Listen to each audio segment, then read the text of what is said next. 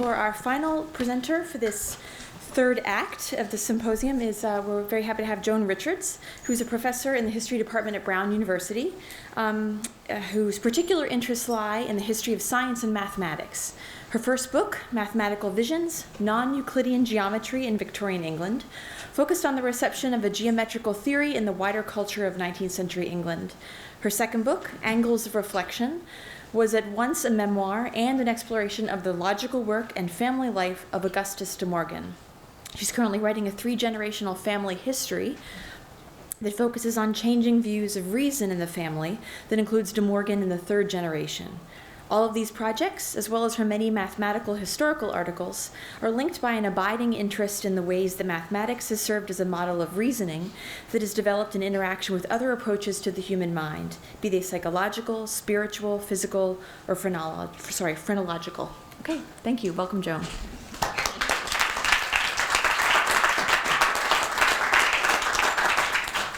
First of all, as we face this very bizarre, in contrast to everybody else, description, I want to say, first of all, what a wonderful experience it has been for the professor of history with a particular emphasis on the history of science and mathematics to spend this day with this very different group. So I'm just thrilled to be here, and I mean it.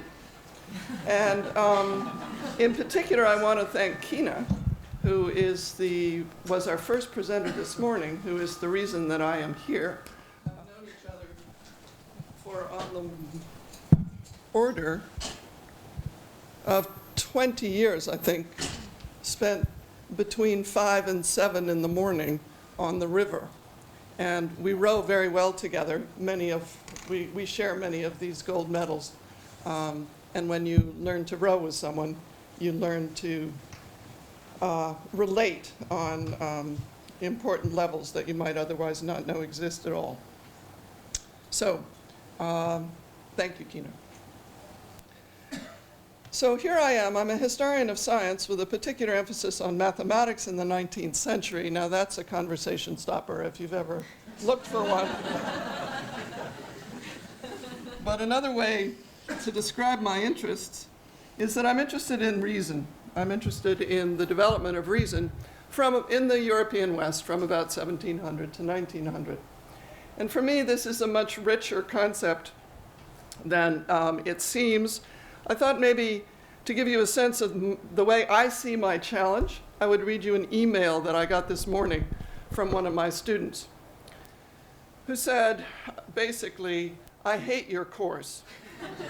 I hate doing the history of science. I don't think that science has a history. To do these discoveries justice, we must divorce them from their historical context.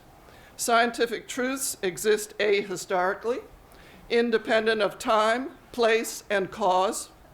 They are objective, not dependent on perspective, essential, as opposed to merely accidental, and necessary, not contingent on historical factors.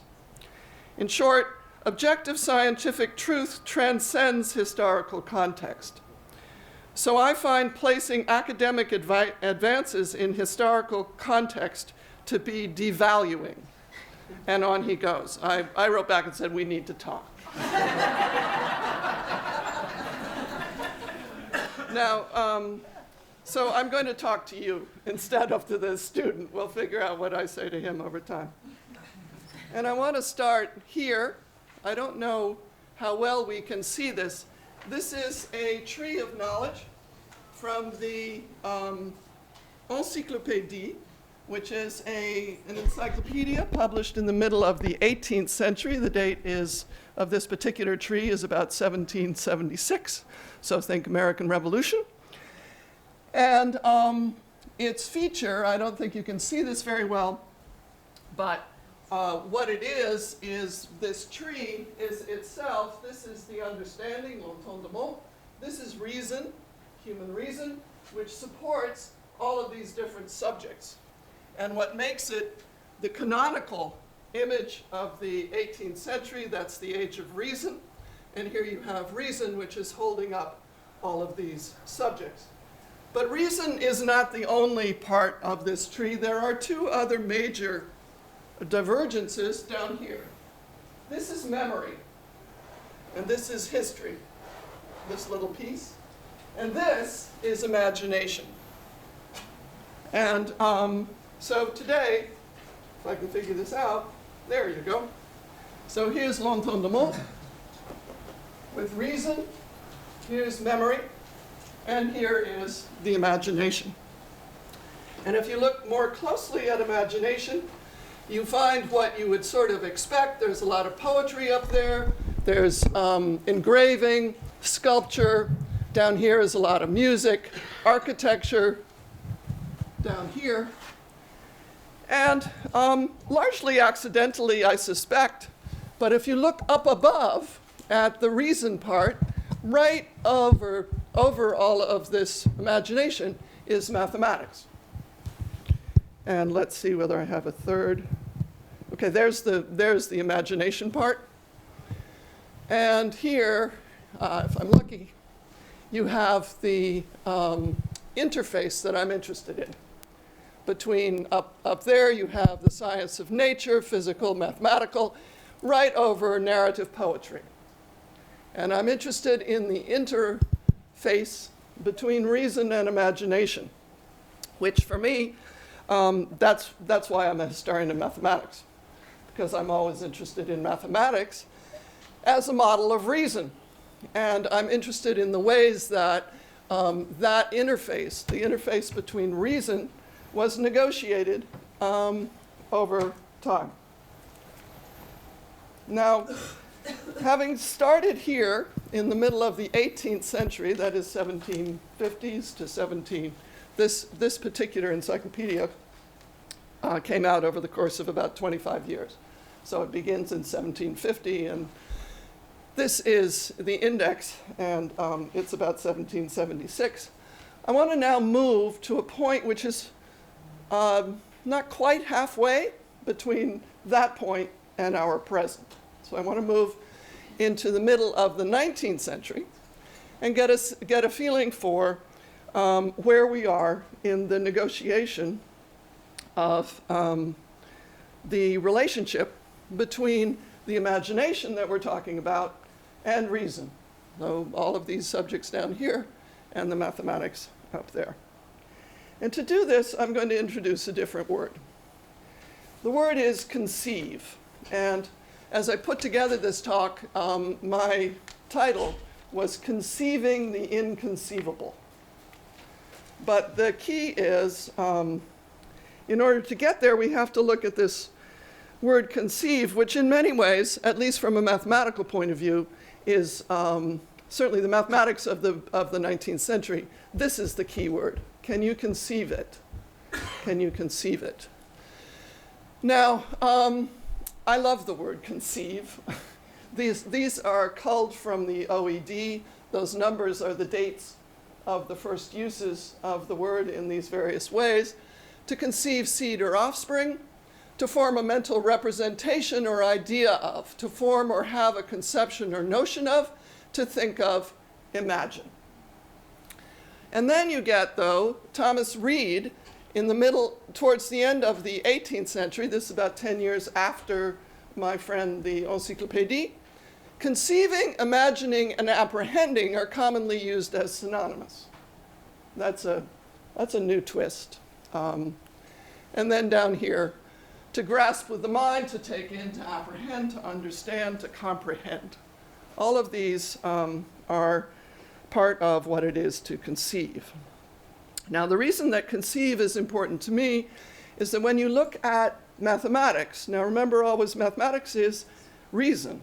When you look at mathematics in the 19th century, the test, particularly geometry, and in this group where we're talking about space all the time, this is where we want to be. When you look at geometry, the key to geometry is that it is the subject, it is the place where human beings truly understand the mind of God, truly got it. And the person who did this was Newton. And Newton understood the universe, not just tinkered with it, but got how it worked, understood its rules, understood how it worked. And the key feature of that kind of understanding is that it is like Euclid's geometry. Okay, Euclid's geometry goes all the way back to the Greeks.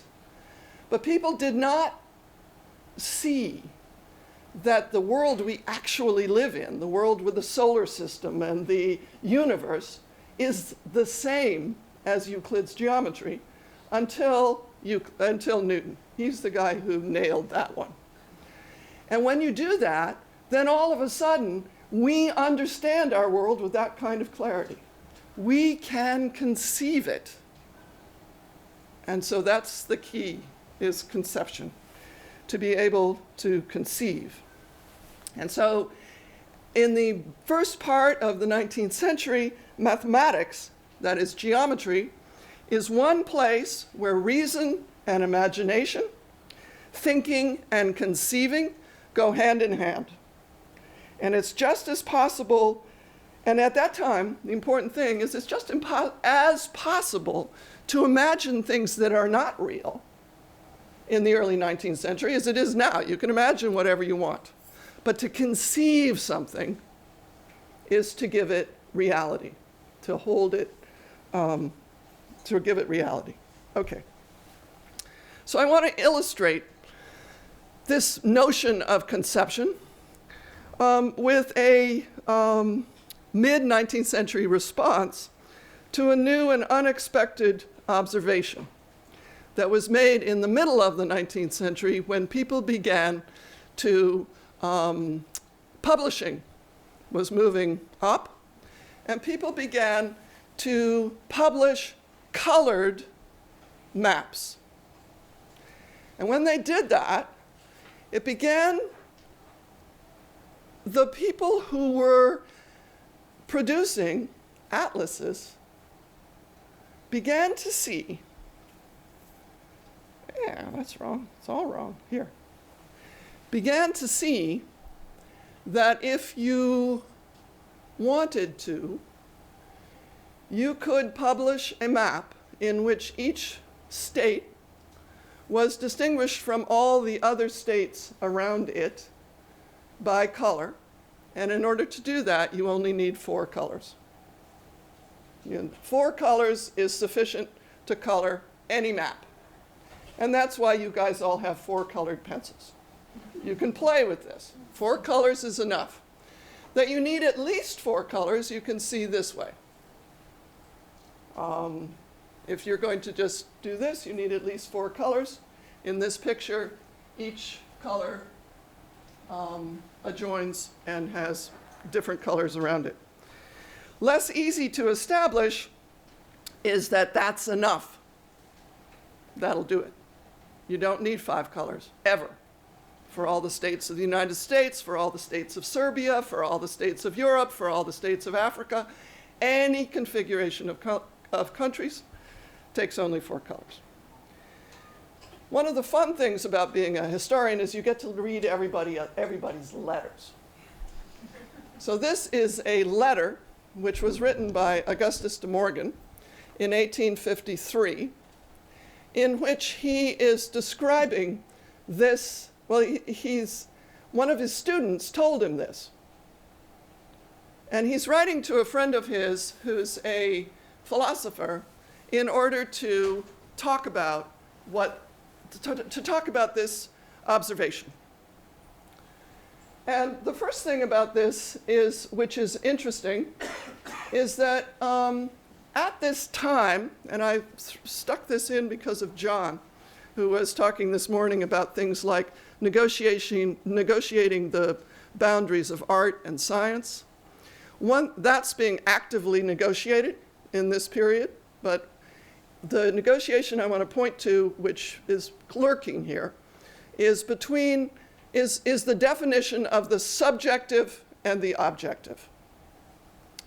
In the middle of the 19th century in England, the words subjective and objective did not have any meaning to speak of, certainly not our current meanings. Those meanings were imported from the Germans, from Kant. And De Morgan had terrible trouble with them. He could not hold them in mind. He couldn't hold on to them. And the reason is, let me go back to the first part before the four colors. Let's look at this.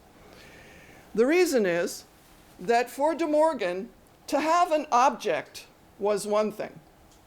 To have a subject was quite different. It made no sense to him to talk about an individual subject. The individual subject was private, and you don't talk about it. It's private. When De Morgan is doing things like conceiving something, he is working in a public space which all reasoning human beings share. Now let's have a feeling for that public space. Here we have one thing which is a clearly conceived thing which all of us know. Okay? No two lines can enclose a space.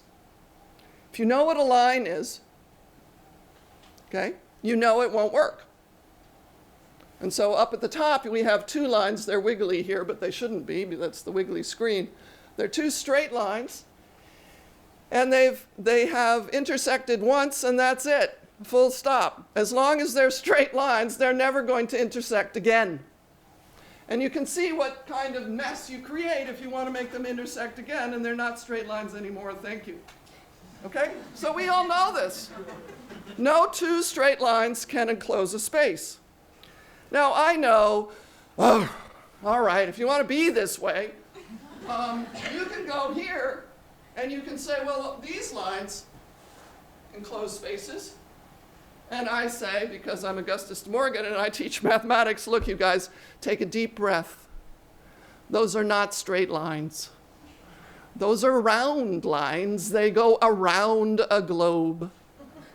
Okay? We live in space, straight lines. Those aren't straight lines. All right. So here's De Morgan, and he's worried about four colors. He's talking about this thing, and here's where he begins his description. A pupil of mine had been coloring maps, with, of course, a different color for all countries which have common boundary lines as, and there he's got two countries, but not using different colors when they have only a common point, as, you can see that guy up there at the top. He found that he never had occasion to use more than four colors, and though he could not make a case in which more than four would be wanted, on his asking me, okay, De Morgan's the big professor, on his asking me how this was, I soon made out the following, which was at first incredible, then certainly true, then axiomatic, because I cannot make it depend on anything I see more clearly. So De Morgan says, my heavens, this is a brand new axiom, discovered only now, the middle of the 19th century. It is inconceivable that you could need more than four colors. And down here, he starts to work with his reasoning a little bit more. He goes on over here. And then the new De Morgan, okay, this is the De Morgan who's struggling to understand the relationship between himself as an individual knowing being and all of us as knowing beings. So he says to his friend Whewell, could you test some people on this? Could you ask them to fiddle with this a bit and see whether they come to the same conclusion that I did? And he makes this sweet comment. Take care to speak doubtingly yourself, as if it were not settled in your own mind. So De Morgan sets out to do a test. Well, history is history, and wiggles happen, and Whewell never field tested this, and De Morgan, for his own reasons, never went back to it. But this is where De Morgan is. And I give it to you for two reasons. First of all, when in doubt, I hope all of you spend a little bit of time with your 4 pencils and see whether you can bring yourself to De Morgan's place. I predict it'll take at most an hour for you to become totally convinced that 4 colors is plenty, and it is axiomatic, and you don't need to discuss it further. You will become like me. If anybody comes up to me and says, I'll draw you a map that needs 5, I say, great, sweetheart. Go home, bring it to me tomorrow morning, I'm waiting. And I know perfectly well they'll never do it. Okay, so it's axiomatic. All right, I give you this as an example, as the high watermark of this test of conceivability. If it's conceivable, it's true. And to be conceivable is a somewhat high mark. You cannot conceive of the opposite. Just like 2 lines cannot enclose a space, and you cannot find a map for which you need 5 colors. All right. Now I want to move forward for about 20 years. And now we're in the 1860s and moving into the 1870s. Both De Morgan and Whewell are now dead. This is a situation perhaps where old soldiers never die, they just fade away. We have a new generation rising in England. We've had the publication of Darwin's Origin of Species, and things are on the move. People are very much alert and alive to new ideas. And one of the things that begins to happen at this point is that people revisit the question of what is and is not conceivable in geometry. What can you conceive? Now, one way to look at their challenge is to go back to this globe. Now, on this globe, as we've already said, 2 lines can compose a space, but we've already said that's ridiculous. But if you look more closely, and you say, well, if I take a little piece of this line and a little piece of this line, they look as if they are parallel. And so if I blow that sphere up so it's just enormous, then perhaps lines that I think are parallel are really just pieces of lines that are actually curved.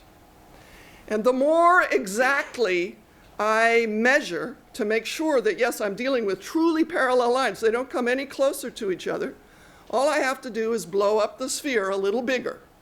Every time I try to get more exact, I just pump it up a little bit more, it gets bigger and fatter, and we're back at the question. So that's one way of looking at what's happening. More interesting from my perspective, so that's where I'm going to go, if you like, if I were to spend some time with my mathematicians. That's where my mathematicians are, the hardcore. What's interesting to me, though, is that the hardcore wants to get this information out to the less hardcore. And in order to do that, they get into questions of how do we describe the conceivable? How do we say what you can conceive? Now, this is an example. This is Hermann von Helmholtz, who is known, among other things, as the man who first did the mathematical treatment of the first law of thermodynamics, the conservation of energy. You owe the mathematical treatment of the concept, the conservation of energy, to our friend Hermann von Helmholtz. This guy is no lightweight. He also spends a lot of time studying acoustics. You'll meet him in any any music department, studying acoustics and the physiology of the ear. But in that context, he begins to think about notes in spatial contexts, and he begins to play with whether it's mathematically helpful to work with notes as if they were spatially, as if they mapped onto spaces.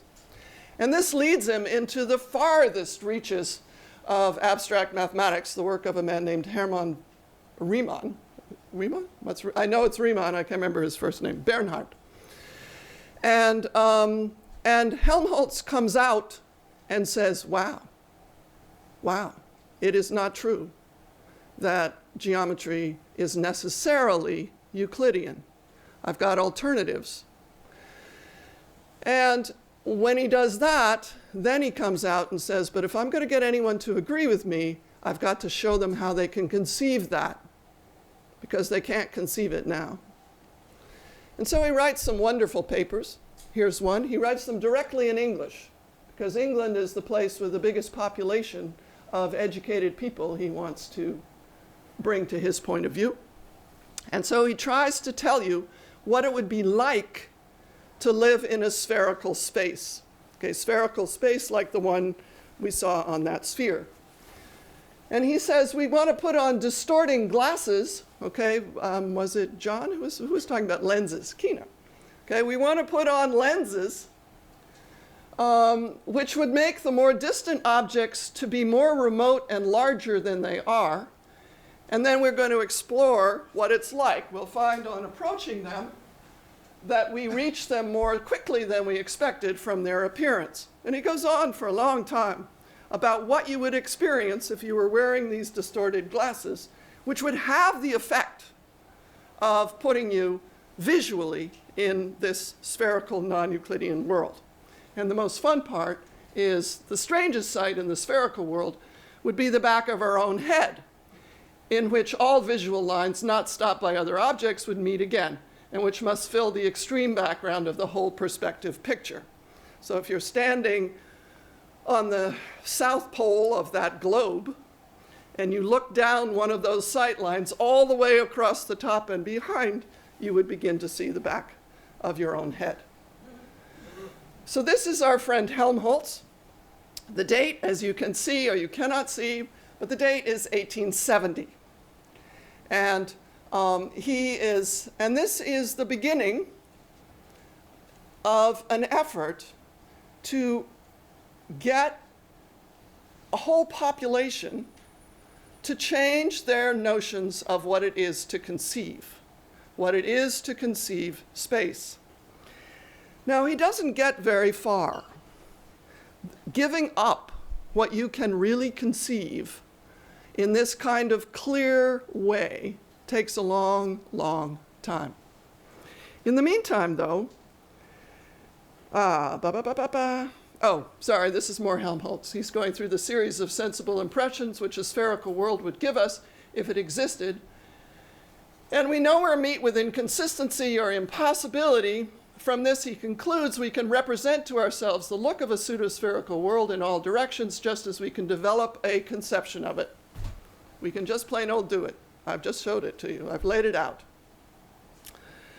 In general, people's response to this kind of reasoning was to say, Helmholtz says he can conceive it, and maybe some of the younger guys, I can't conceive it, but all those guys, they say they can. So maybe it's all right, but I can't. You can find very few people who will say, I can conceive it. But you open the conversation up enough that people begin to say, but he can. So this is more, by the way, of the individual subjectivity that Augustus found so bizarre that he couldn't remember the word, the term subjective was his first complaint about it. How can you hold on to a word that has no real meaning? Well, here we are 30 years later, it's got a stronger meaning, and we're still working on it. Now, this is where I think for the minute I will close. Here we have Alice in Wonderland. Or she's not in Wonderland, she's going through the looking glass. Now, this is a book by Dodson, Lewis Carroll, written a year after Helmholtz had made his suggestions of how you're supposed to understand the world through the looking glass. Behind the other thing that Helmholtz did was work with circus mirrors, the world behind or through the circus mirror. Well, here you have Lewis Carroll taking us into the world behind the circus mirror. The trick is, and this is my problem for you guys, is that in this world, this is the same queen with which we opened Kina quoting the queen on memory. I'm going to quote the queen on imagination. Alice laughed. "There's no use trying," she said. "One cannot believe impossible things." "I dare say you haven't had much practice," said the queen. "When I was your age, I always did it for half an hour a day. Why, sometimes I believed as many as 6 impossible things before breakfast." This is right where you want, Helmholtz wants Lewis Carroll to be, moving to a place where he's willing to conceive of worlds that don't look like his, but as possible, as possibly real, as rational. The trick is Lewis Carroll does not. Lewis Carroll is one of the more conservative mathematicians in the late 19th century. He's well aware of all of these arguments, but he puts them in imaginary books, books of the imagination. In his real work, in his mathematical work, he's writing books called things like Euclid and His Modern Rivals, which is not arguing against non-Euclidean geometry, but rather that no textbook except Euclid itself should be used to teach geometry. So it goes even a step further in total conservatism. And that's, again, I don't have time. We're all tired, and it's the end of the day. But here we get, this is Escher, and this is a full 50 years after Helmholtz first asked people to begin to approach worlds behind curved mirrors as if they were real. And this is Escher. We're working 20 years after Einstein. We're working in a new world in which what can be conceived has changed. But briefly, you can see it took a long time. It took a long time. But if you want a quick capture of that, there it is. And then I couldn't resist closing with this. This is a tile. It's called the Tree of Knowledge. So we're back to where we started this lecture. The thing which interests me about this tree is that it is a tree made by the son of Augustus de Morgan, who was frustrated by the narrowness of his father's insistence on what could and could not be conceived, did not go into mathematics, much to his father's sorrow, and became instead an artist. And this is an alternative. And that's, frankly, if you push me a little harder, I would say that's where it's into the artistic world that a lot of the concerns that in the period up to 1860 were tied to mathematics move in order, and mathematics becomes more tight. And if anyone wants to ask me a question about it, I'll tell you. But no time now. So there we go. Thank you.